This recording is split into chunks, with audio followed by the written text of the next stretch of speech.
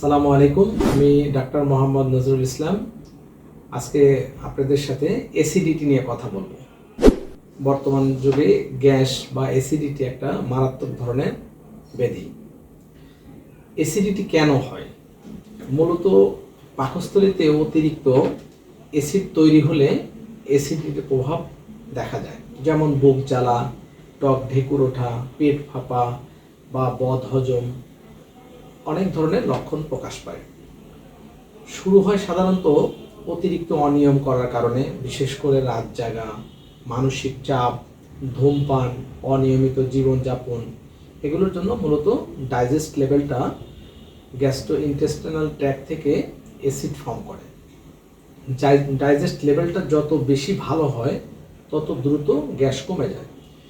যান্ত্রিক জীবনে আমরা এখন অতিরিক্ত ব্যস্ত হয়ে যাওয়ার কারণে খাদ্য অভ্যাসটা দ্রুত খাচ্ছি, অথবা টিভি দেখছি খাচ্ছি, মোবাইল দেখছি খাচ্ছি, এগুলো একটা বড় কারণ।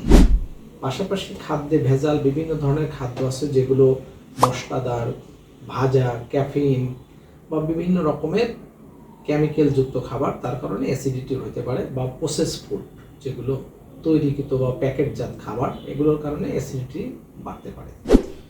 করণীয় কী করলে আমরা এটা থেকে মুক্তি পেতে পারি? সাধারণত গ্যাসের জন্য লাইফস্টাইলটা খুব গুরুত্বপূর্ণ একটা বিষয়। কারণ মানুষের যে অভ্যাসগুলো জীবনযাপনের জন্য, রাত জাগা ঘুমাতে হবে, পানি খেতে হবে পর্যাপ্ত পরিমাণে, এবং খাওয়ার সময় অবশ্যই তাকে আস্তে আস্তে খেতে হবে, যাতে খাবারের সাথে স্যালাইভেশনটা ভালো হয়, তাহলে ডাইজেস্ট লেভেলটা বেড়ে যাবে। পাশাপাশি কিছু পথ্য রয়েছে যে খাবারগুলো খেলে ডাইজেস্ট লেভেল ভালো হয়, যেমন খাবারের পরে লেবু জাতীয় খাবার বা হালকা লবণ, আদা, সামান্য পরিমাণে টক দই অথবা মৌরি, তুলসী পাতার রস, ঠান্ডা জল, এগুলো খেলে গ্যাস পরিমাণটা অনেক কমতে থাকে। জীবন চলার ক্ষেত্রে আমরা অনেক সময় আছে সব কিছু ম্যানেজ করে এগুলোকে অ্যারেঞ্জ করা কঠিন হয়। সেক্ষেত্রে যদি এটাতেও না কমে, তাহলে আপনাকে অবশ্যই একজন রেজিস্টারপ্রাপ্ত হোমিওপ্যাথি ডাক্তারকে দেখালে ইনশাল্লাহ আপনার যত দিনেরই গ্যাসের সমস্যা হোক, চিরতরে মুক্তি হবে।